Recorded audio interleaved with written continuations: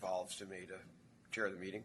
And I'm Don Tatson, and I'd like to convene today's meeting of the Administration and Projects Committee. And we will begin with public comment. Is there anyone who wishes to make a public comment on an item that is not on today's agenda? Seeing none. Next item is the approval of the minutes, item C. Any comments? Move approval. Second. Motion by Commissioner Pierce, second by Commissioner Arnerich. Any further comment? All those in favor, please say aye. Aye. It's unanimous.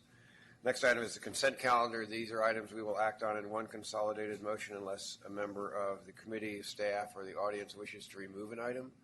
Is there anyone who would like to remove a consent calendar item? Move approval. Second. Motion for approval by Commissioner Pierce, second by Commissioner Hoover. Any further discussion? All those in McCoy. I'm sorry.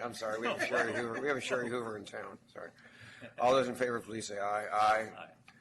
Okay, that brings us to our regular agenda items. The first one is the legislative update, and Mark just walked in the room. Lindsay, do you Good want to morning, start Commissioners. or just turn it over to Mark? I'll give him a minute to collect his notes Okay. and just give you a brief update on the federal side of the House. You do have a report in your packet from our federal lobbyists that talk about some grant funding, and there's been a few updates since they sent us this report that I just wanted to make you aware of.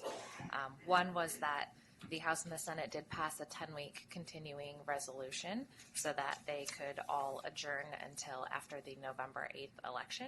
That is a 10-week extension through December 9th, and they are scheduled to be back for a lame duck session on November 15th.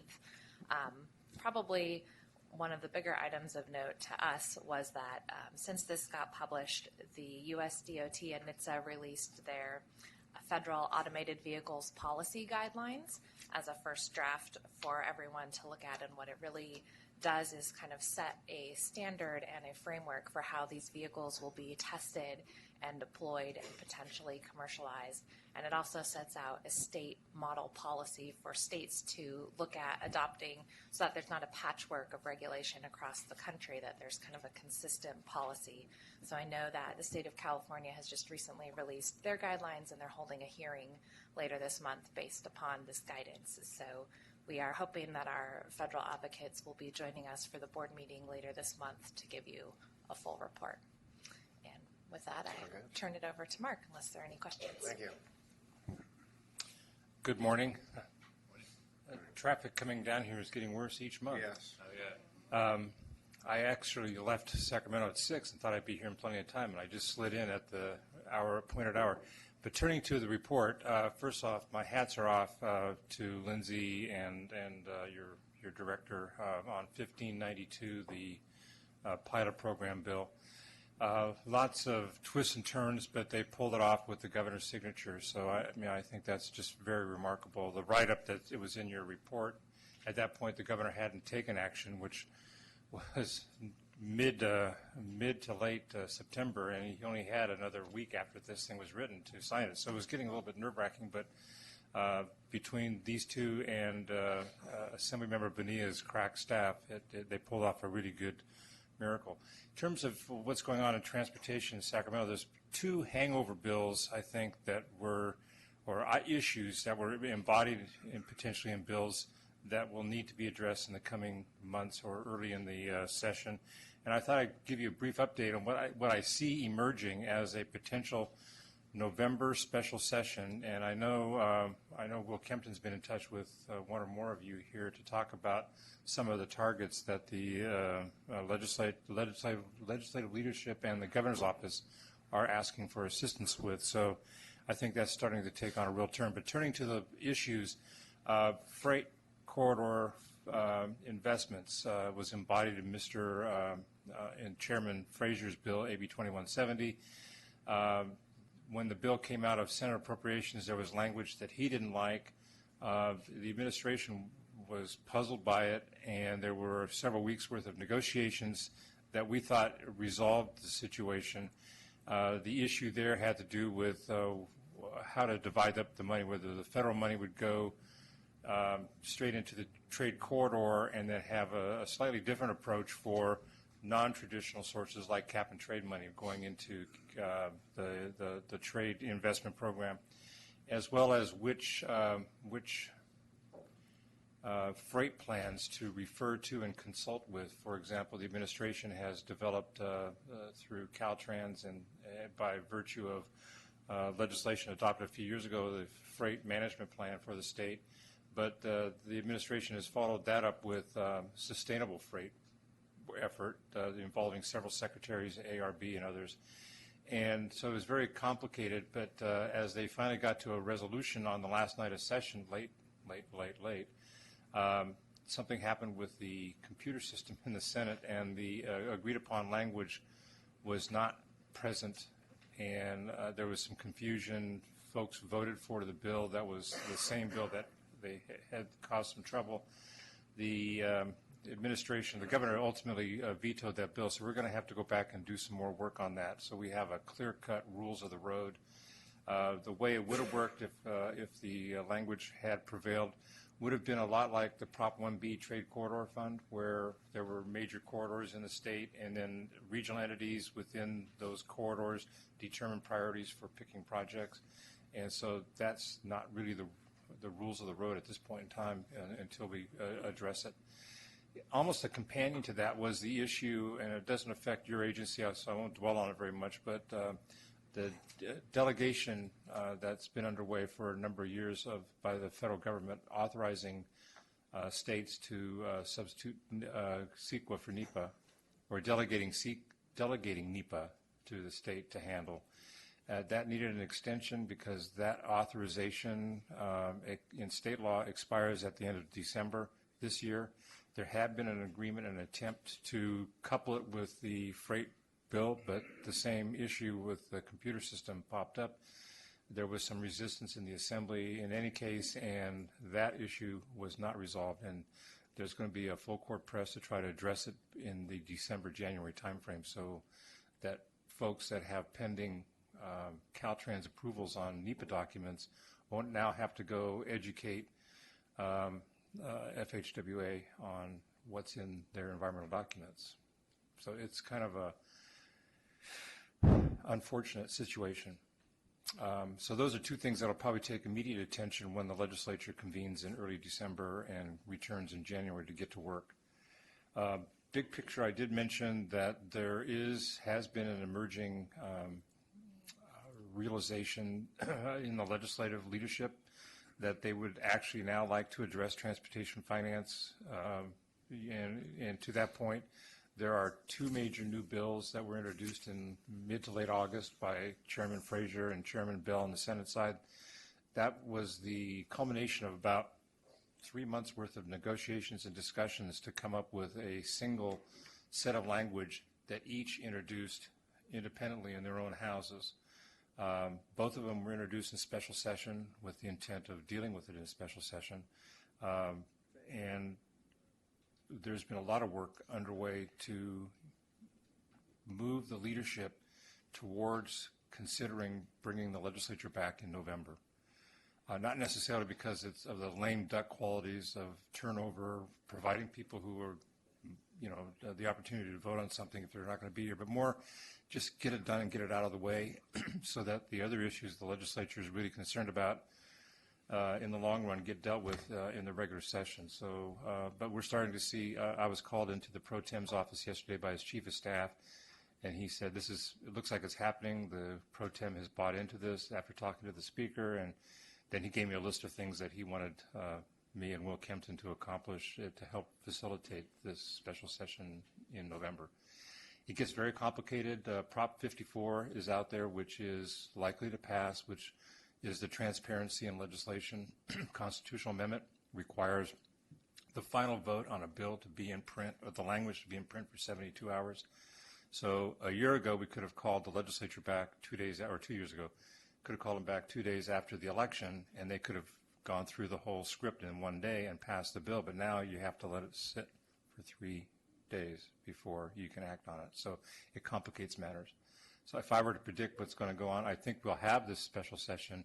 It'll probably be 2 parts. One, some conference committee work on the 10th, and maybe adopting a constitutional amendment and getting it ready, and then coming back later in the month to actually do the final approval on a package. To give you an order of magnitude, and I'll be very quick here because I've been going on and on, the Fraser Bell package, which as I indicated are identical bills in both houses, it's about a $7.4 billion annual program, and the bulk of that is shared 50-50 between the state and cities and counties for road repair and the like.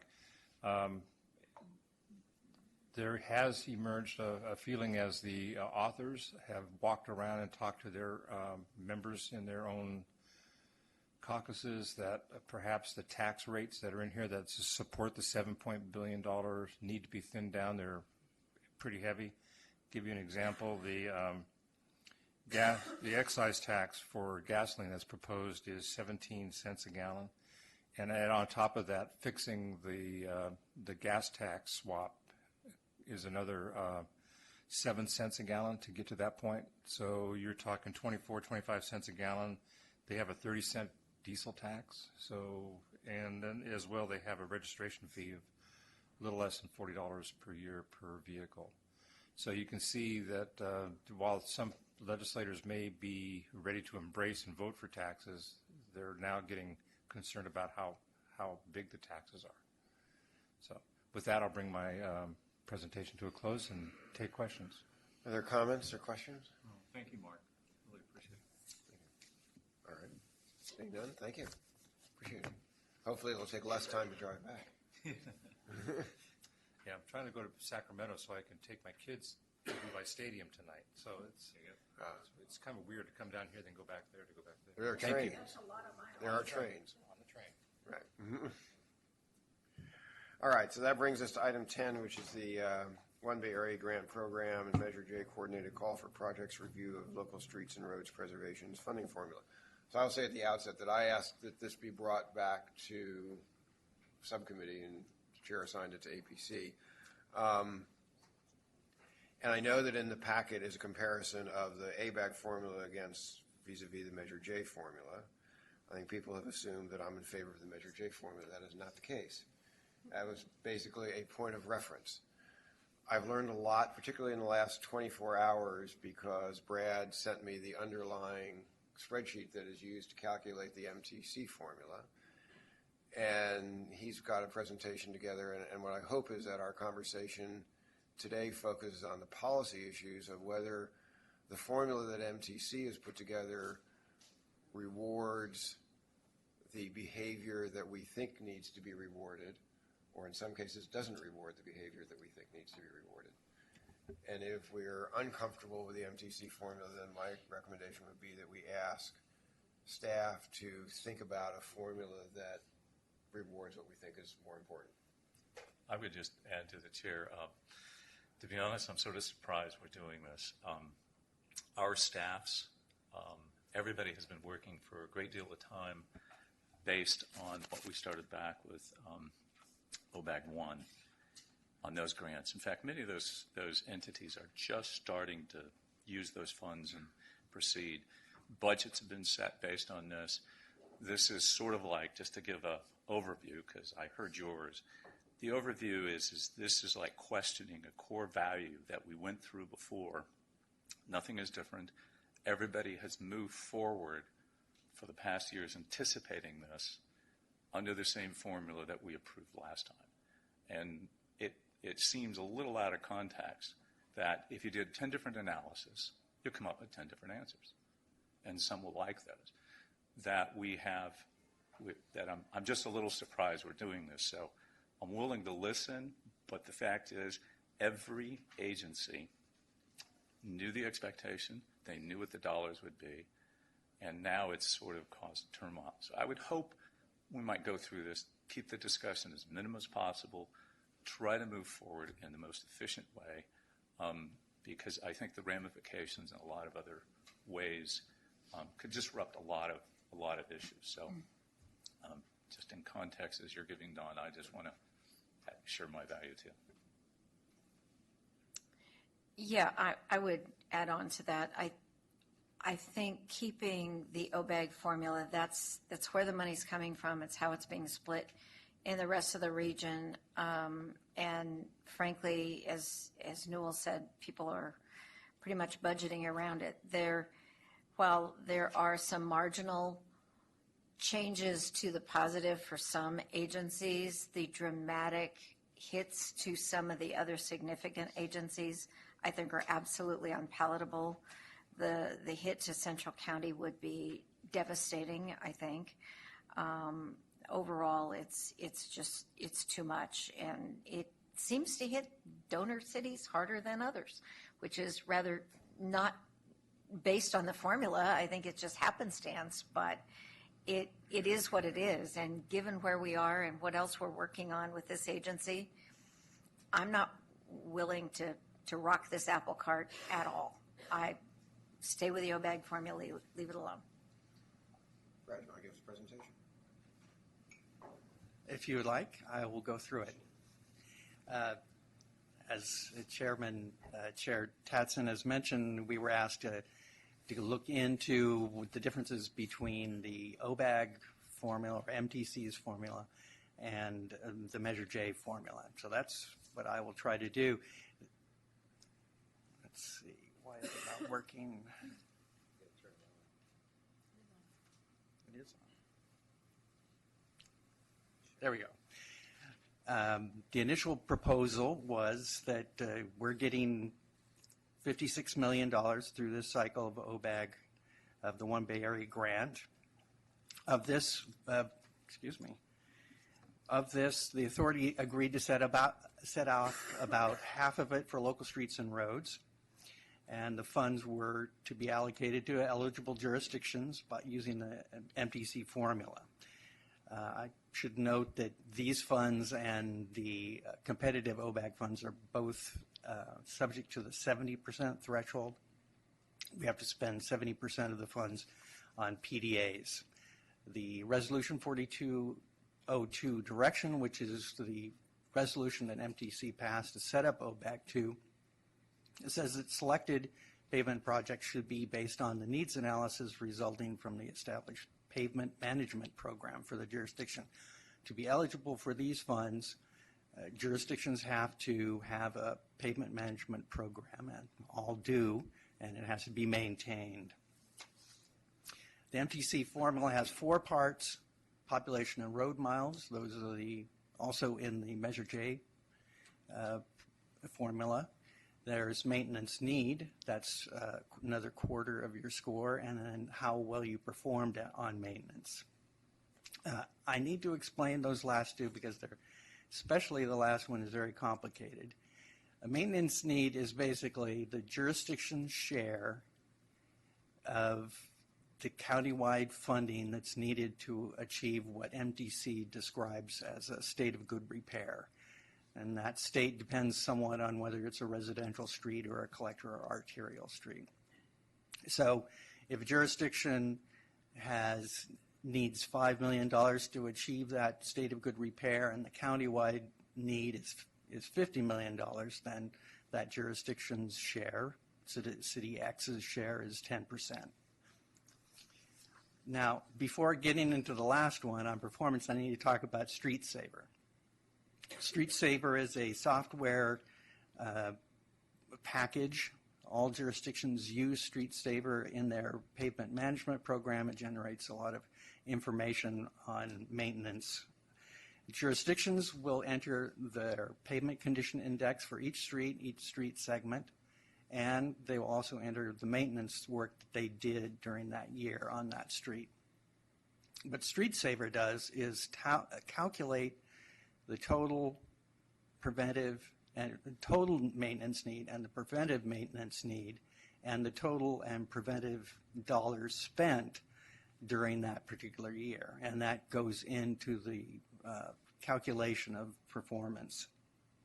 The Street Saver calculates both the need and the dollars spent based on the PCI of the roadway segment, and it uses an average cost. It doesn't ask the jurisdictions to split out how much was spent on maintenance and how much was spent on a new signal or anything else. It just uses an average cost. That average cost is based on cost of a typical maintenance project for a roadway that has a certain PCI. assumption is a project on a street with a lower PCI would cost more than a maintenance project on a street that's in better condition. So the maintenance performance calculation has 3 steps. First, you calculate the pavement preservation index, which is the amount spent on, and in this case, it's not just local streets, but maintenance, but it's on the preventive maintenance share. There's maintenance that's rehabilitation, significant work, but this focuses on the preventative share of that. So the amount spent is divided by the amount needed to achieve a state of good repair. If you spent more than you quote, needed to, you're still only limited to 1 for your score. And then it's adjusted to reflect the relative population, road miles, and maintenance need for that jurisdiction compared to other jurisdictions.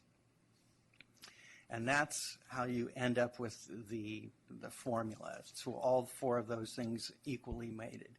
The Measure J method, on the other hand, is much simpler. Each jurisdiction gets a base $100,000. The remaining funds through the 18% program are split 50% on population and 50% on road mile. Now the impact, we've put together a handout.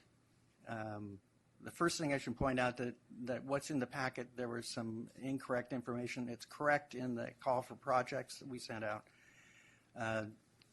We updated the population numbers, and there were some incorrect road miles, especially for the county and especially for Orinda. So these are the differences. There's a drop for Orinda and a drop for Contra Costa County. On the backside is the comparison.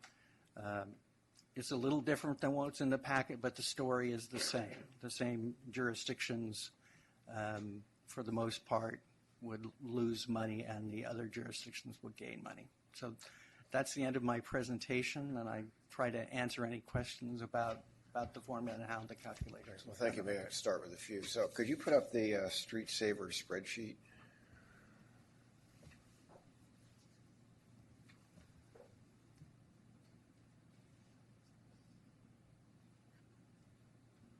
Excuse me, could I get a copy of the handouts, please?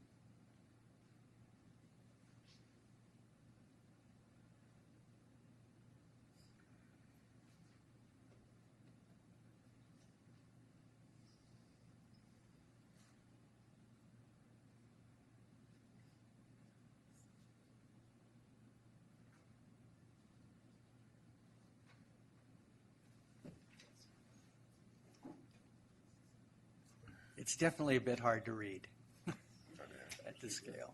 Well, you can start to see it here. So I have a few questions. I'm going to talk about 2 cities, Hercules and Moraga.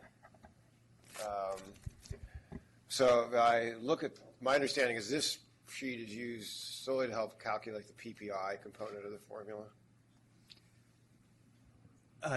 Yes, the PPI. Right. Thought I heard PCI, Okay. but PPI.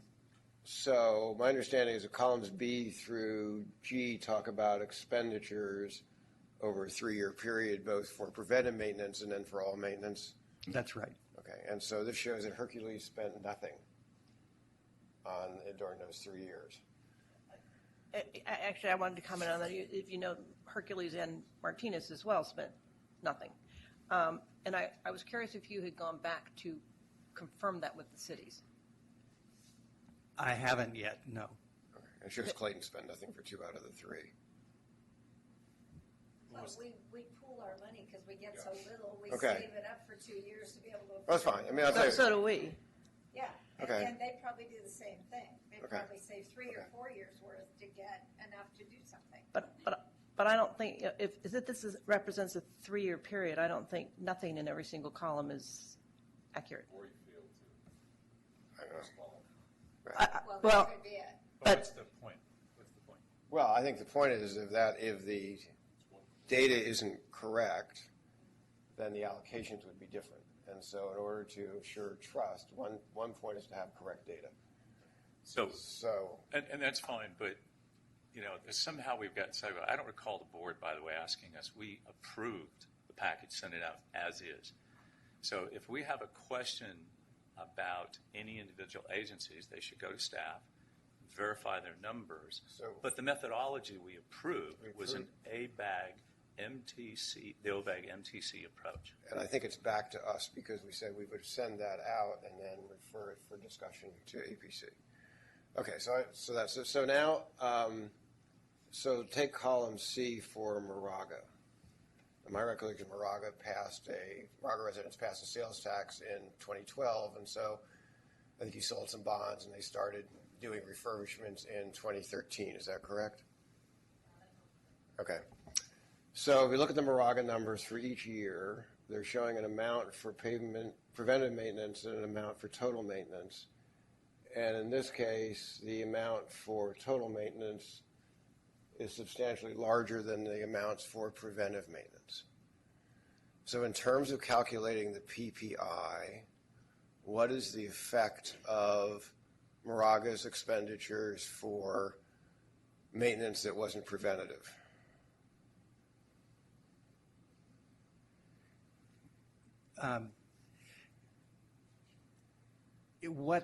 What these columns show is that in some jurisdictions, a lot more was spent on just maintenance than was spent on what's considered preventative maintenance. And so if we go out, let's say, to column K, we can just scoot over a little bit, and we look at keep Moraga's row there. So that suggests that Moraga spent $3.3 million on preventive maintenance and total maintenance of $18 million, or about $15 million on non-preventive maintenance. And their percentage score as an input to PPI is 17.8. So if they had spent less on non-preventive maintenance, would their percentage be higher? I'd have to calculate that. Well, but if you have a smaller number, By inherently which way it goes. right, it would be higher. And so they would have had gotten more money. So I guess my concern is that the formula, in a sense, penalizes jurisdictions that are refurbishing roads, like Moraga is doing, like Orinda is doing, because it reduces their PPI percentage. And the benefit of major refurbishments of roads isn't picked up in the needs component either. So basically, under this formula, jurisdictions get no credit, and in fact, they get penalized for doing major road refurbishment. But in big picture, we've agreed to this. It'd be like what I'm frustrated about, that if somebody believes that there's an error in the information that Brad has circulated to the cities, I have no problem, nor should we be talking about this formula we accepted before. This would be like going back to it'd be like going back to our formula that we use for other things. For the OBAG grant system through MTC, we accepted this methodology, period. And the board didn't ask to go back and redo that methodology. Somebody here is pushing this. The board didn't ask for this. But if, in fact, you're pointing out an issue, the formula is what it is. We've accepted that. And the fact is if you think there's some errors in there, cities should absolutely double-check it with their staff and do that. And whatever it falls, you can't make any other decisions other than what's there. So I will respectfully disagree. In the sense that my recollection of the meeting was that we agreed to circulate what we had, but we're here today because we also agreed to review the OBAG formula allocation. I don't remember any of us. Maybe one person did that, but I don't remember the board doing it. So, yeah, and I mean, if the board wants to say to jurisdictions, we accepted a formula that gives you no credit for doing major road refurbishments, and it appears that Moraga has signed on to that approach, so be it. I just felt it warranted further discussion. Commissioner Pierce. Yeah, I see where you're coming from, Don, and I'm not going to say that the OBEG formula is perfect. However, even with its imperfections, I think it's better for our regions, particularly Central County, which with the new calculation, which is likely to change when updated numbers get put in there for whoever may have not submitted or something. I mean, those are going to fluctuate a little bit, I would assume, and I would assume that MTC is still open to receiving corrected information up until the deadline.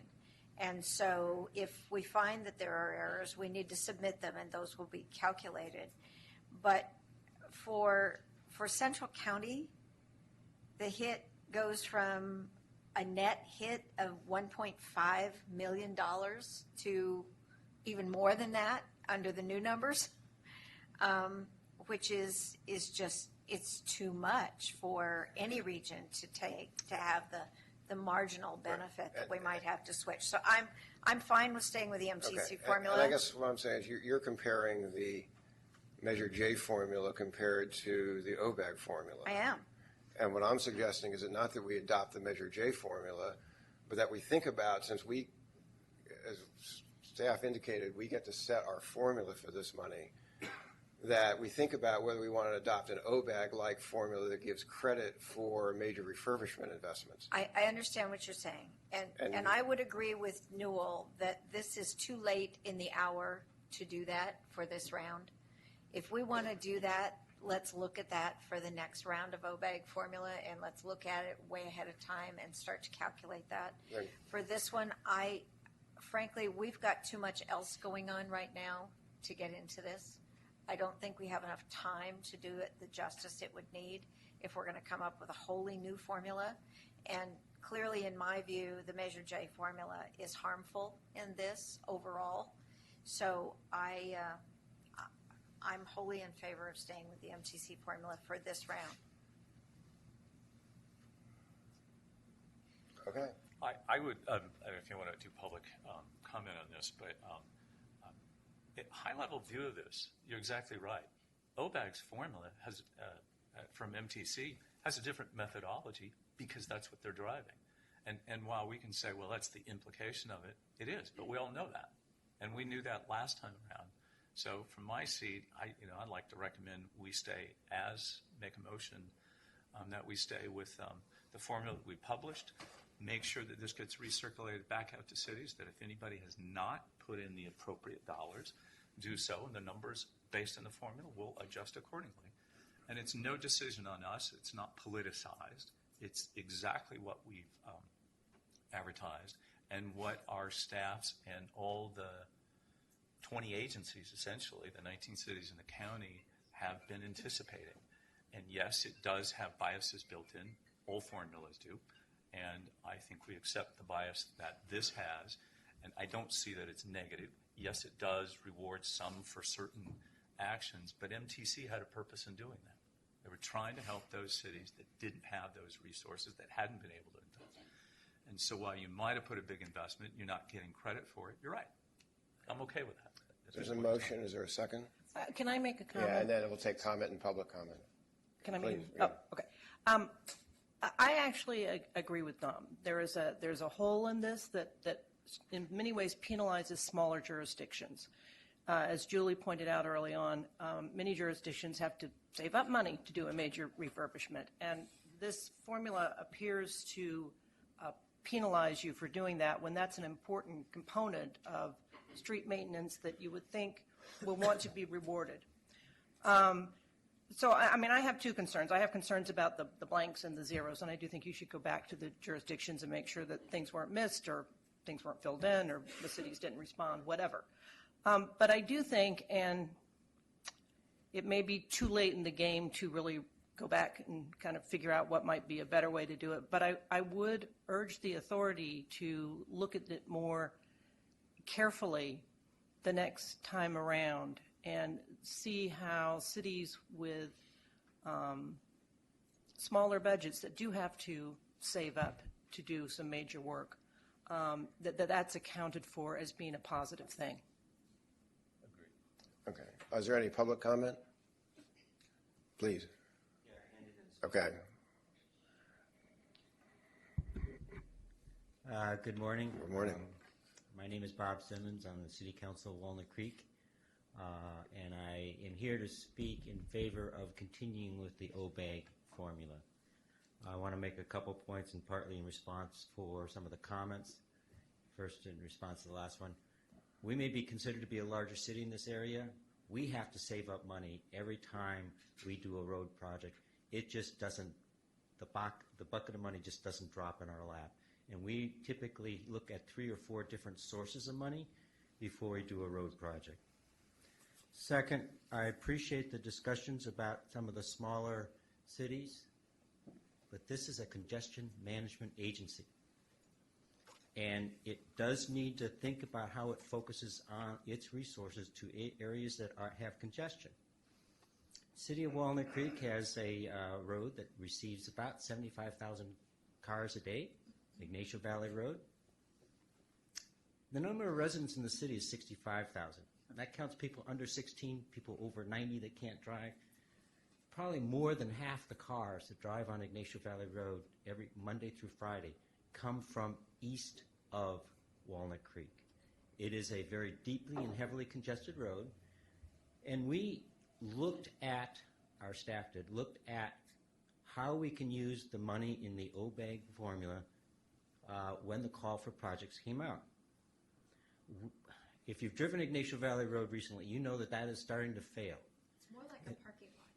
Well, that's, you know, but the road itself is a problem. That's true. It's still probably a faster moving parking lot than 680 southbound at certain times of the day.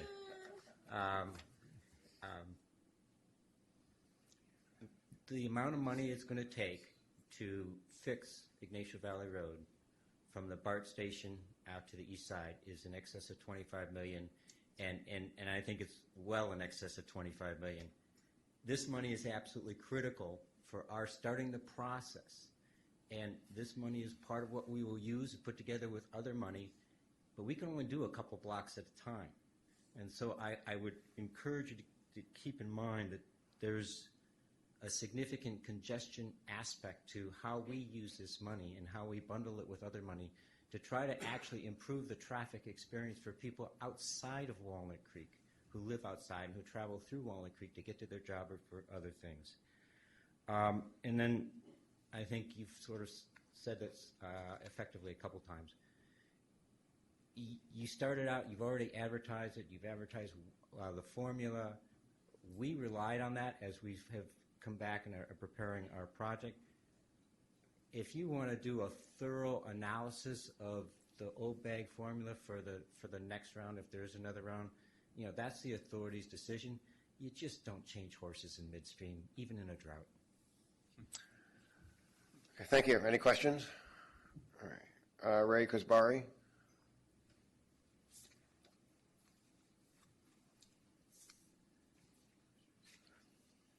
Welcome. Thank you, Mr. Chair. I appreciate the opportunity to speak on this item before the committee. My name, again, is Ray Kuzbari. I'm Transportation Manager for the City of Concord. And as you can imagine, we're not too happy in Concord about this proposal for potential consideration to potentially change the formula.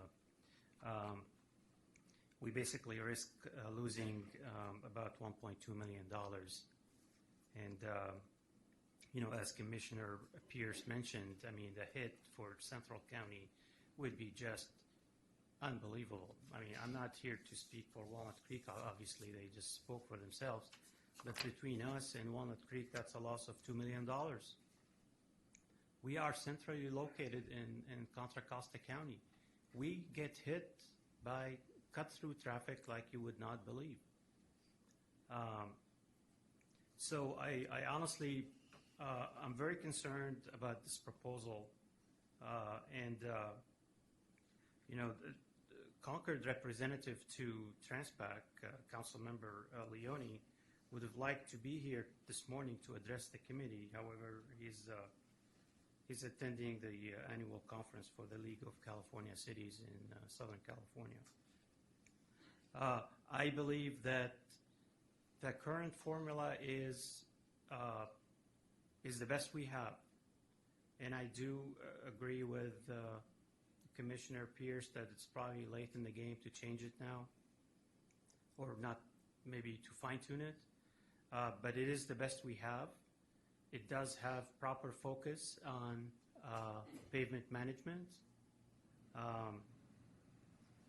And Walnut Creek and the city of Concord, I mean, we represent a huge portion of the countywide unmet funding needs for pavement rehabilitation.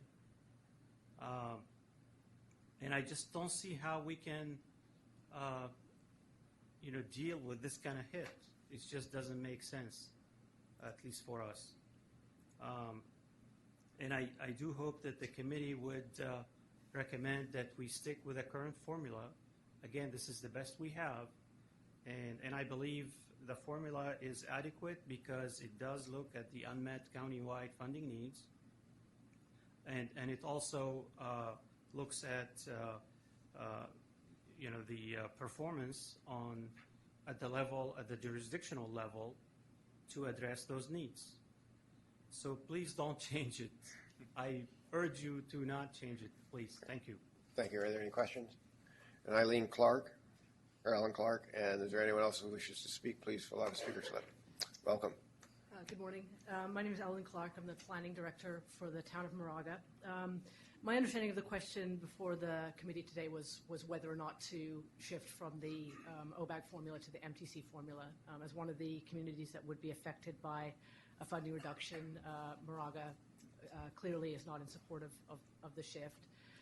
I will say I do appreciate Councilmember Tatson's remarks about perhaps some deficiencies of even the OBAG formula that do seem to weigh against cities such as Moraga that have invested significant local resources into major road rehab projects, which we've done over the last several years.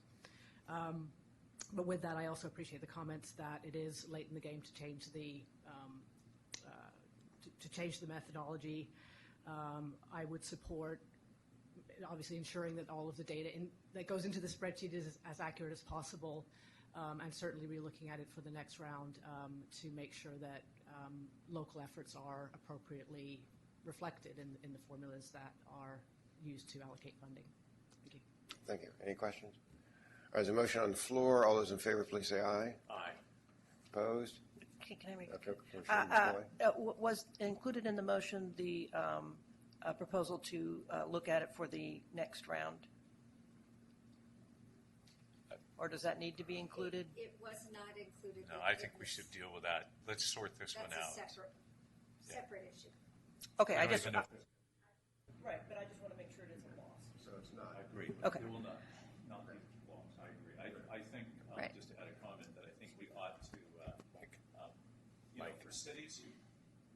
for cities that do a good job on doing constant maintenance and things like that, that's what this formula says. The bias has shifted towards that. If you're doing major projects, it means you didn't do maintenance. And so there is a bias in that. For some cities, that's their philosophy. Others, they can't for a variety of reasons. A good discussion in the future, should this come back to us. And frankly, that discussion needs to happen at the regional level, at the MTC level, about how this formula works. Right. And I would trust that our staff has heard enough that they can carry that message to those discussions with the technical folks at MTC. And this is a policy issue right now. The policy issue is we need to stay with the OBAG formula for now. And if all the collective wisdom of our staffs regionally decide that there's a better way to do it, then we'll look at that for the next time. So, but it's not included in the motion, correct? Okay. And that's fine, as long as it's That's fine. captured and carried forward. So all those in favor, please say aye. Aye. I'll say no. And so let's go to the authority with a recommendation, and brings us to item 11, the Interstate 80 San Pablo Dam interchange reconstruction.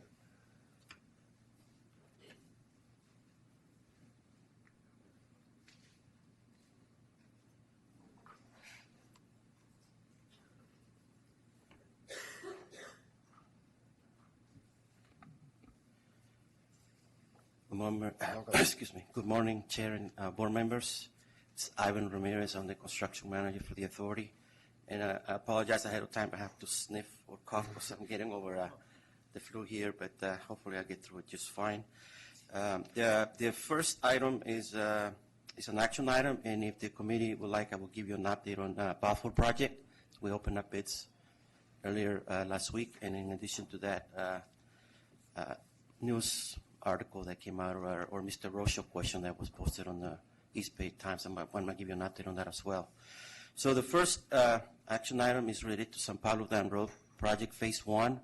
As the staff report tried to highlight, and as we have made comments at this meeting before, we have encountered significant issues related to utility relocation, and that includes the whole gambit, cable, communications, and others. And in addition to that, we have encountered conduits and pipes and other underground materials that were not called for in the projects. So it has come as a surprise to us as we're working through the project.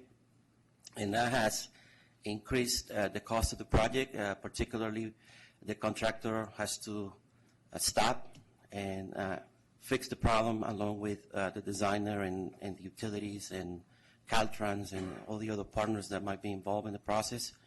It might require some subs to demobilize and remobilize again. And in addition to that, it has cost us some time. I think that overall, working with the contractor and all the partners, the CM firm, I think that overall it has gone well. I think we're still on schedule to open up the pedestrian overcrossing at the end of this month, and we're still scheduled to open up the El Portal oil ramp before Thanksgiving.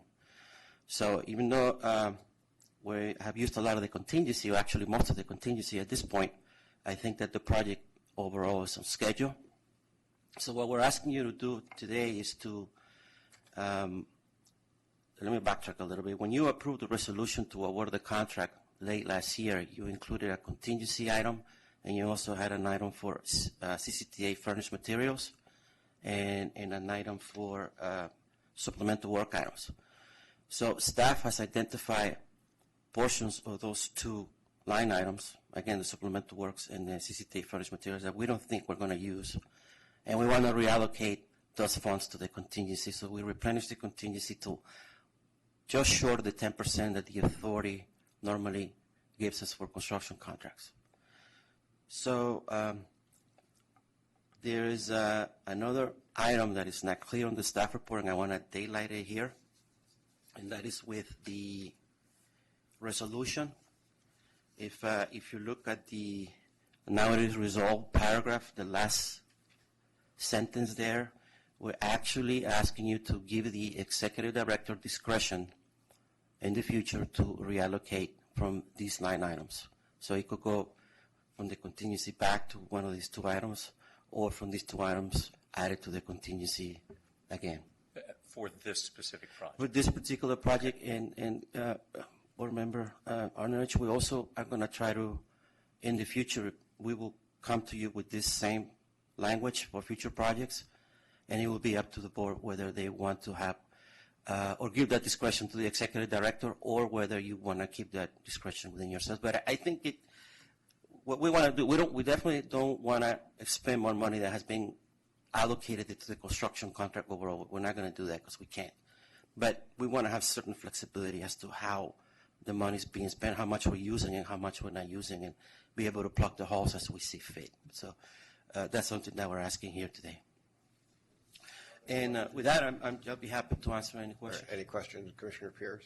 Yeah, I did have a question, and thank you for the clarification, Ivan. That does help. I think one of my questions when I was reading Change Order 15, when we were talking about the discovery of damaged conduit that needed to be replaced. It wasn't damaged by our process, but we got in there to fix what we damaged and said, oh my gosh, the whole thing has to be replaced. Are we having to pay for all of that, or is Caltrans going to come up with a share of that? Because we shouldn't have to pay for their lack of maintenance. So, Commissioner, that is an ongoing question, to be honest. Yeah, it looks like it's kind of throughout all these change orders. There's an element of we're fixing up stuff that has been neglected over time. Well, I think that definitely it's been some neglect by Caltrans, but for the most part, we've been able to limit the repair to very specific areas. Excuse me. This particular item, though, we actually had to do a lot more work than we anticipated. And the reason is because when we dug it, we pulled the wires that were in there. So we have to repair the wires because the wires were functioning well. Sure. But when we try to use the existing conduit to put those wires through, we realized that it basically had collapsed and we couldn't pull the wires through. So, and this particular one is I hate to say it, but maybe Caltrans would be right because they had a perfectly functioning lighting and So you're trying signals. to say if we hadn't damaged it at all and pulled it a little bit, then everything would have been continuing to work. It would never have been discovered that conduit has collapsed. All right. Well, I do appreciate the work done by staff to find a way to reallocate and save money on some things so that we can stay within the same budget. I think that's really commendable. And I know we do that on every project we have. So that work is helpful. I just hope we can get a little participation from the state, but know that that's not likely. Thank you.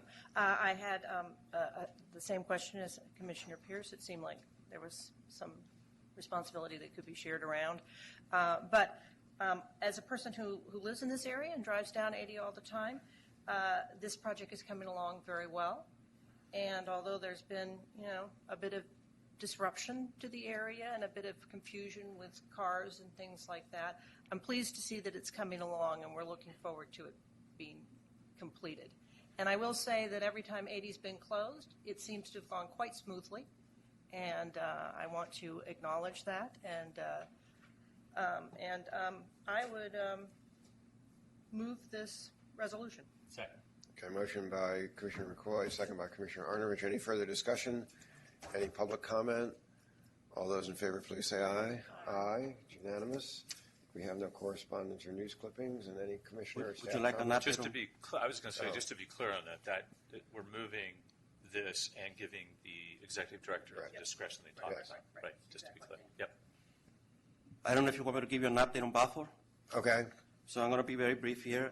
So we received 6 total bids, and what's the term I'm trying to use here? The lowest bidder at this point, it's a joint venture of Brosselberg and Wall, which incidentally is the contractor that's working on San Pablo Gun Road, and Bay City's Paving and Grading. They have done a lot of work for us out on East County on Highway 4, and their bid is $2.1 million under the engineer's estimate. So they're about 6% below the engineer's estimate. And the protest period ends at the close of business today. So if we don't get a protest, we're going to come back to you at the board meeting of October 16th and ask you to award the contract to the lowest bidder. Okay. Thank you. I just want to add a thank you. We were sort of rushing this, waiting. Billy has paid off, and I think you both are Randy and all of you said this might help us on the bids, and I think it bears that out. So thank you, guys. Mr. Chittenden. I'd just like to add to Ivan's comments. The joint venture is a low bid of 2 Contra Costa businesses. So if we bring it forward to the board, we're going to want to make a big deal about that. Good.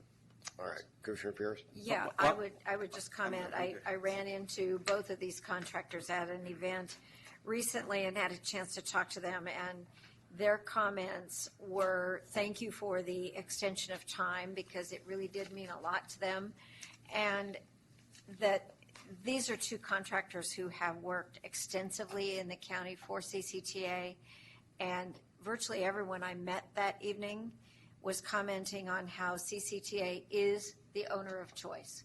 And they really love working for us, and they will just bust their butts to do everything they can to help us out because they know that we're good people to work for. So thank you, thank you, thank you.